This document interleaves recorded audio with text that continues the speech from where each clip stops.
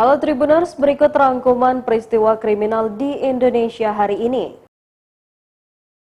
Berita pertama, Komnas HAM memberikan kisi-kisi terkait adanya kemungkinan 3 orang pelaku yang menembak Brigadir Nofriansyah Yosua Huta Barat atau Brigadir J sampai tewas. Hal tersebut diungkapkan Ketua Komnas HAM Ahmad Taufan Damanik. Namun Taufan enggan membocorkan sosok dari orang yang ketiga itu.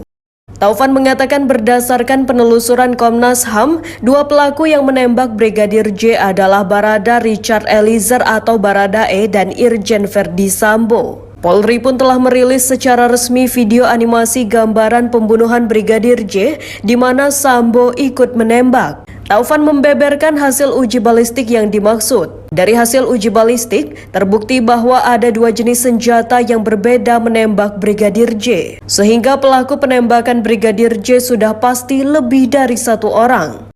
Meski demikian, Sambo menolak disebut menembak Brigadir J. Hal tersebut ia tunjukkan saat rekonstruksi digelar beberapa hari lalu. Seperti diketahui, Brigadir J meninggal dengan luka tembak di rumah mantan Kepala Divisi Profesi dan Pengamanan Polri Irjen Verdi Sambo. Dalam kasus ini, polisi sudah menetapkan 5 tersangka, yakni Sambo dan Baradae. Sambo diduga memerintahkan Baradae untuk menembak Brigadir J. Sementara 3 tersangka lain yakni Kuat Ma'ruf, Bribka Riki Rizal dan Putri Chandrawati yang merupakan istri Sambo.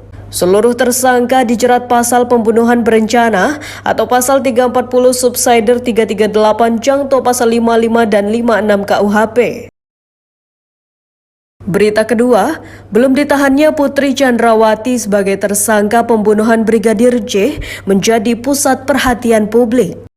Banyak spekulasi yang muncul hingga Putri disebut diistimewakan oleh polisi. Terkait hal itu, salah seorang pengamat kepolisian memberikan sindiran. Sindiran itu diungkapkan oleh pengamat kepolisian dari Institute for Security and Strategic Studies Bambang Rukminto. Ia mulanya mempertanyakan alasan polisi tidak bisa melakukan imparsialitas atau kenetralan Polri pada Putri Chandrawati. Menurutnya, Polri dinilai tidak adil karena tidak menahan Putri Chandrawati dengan alasan kemanusiaan.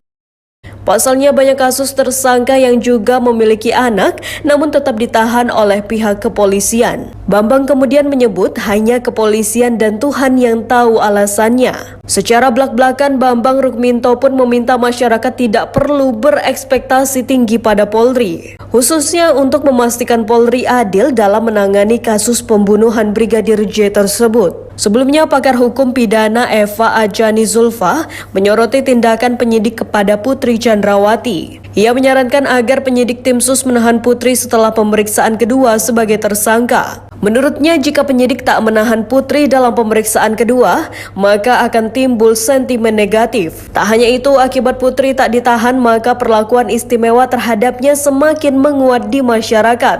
Hal ini akan memperlihatkan sikap diskriminatif terhadap perempuan lain di hadapan hukum. Demikian rangkuman peristiwa kriminal hari ini. Simak terus update berita terkini di YouTube dan Facebook Tribun Jambi.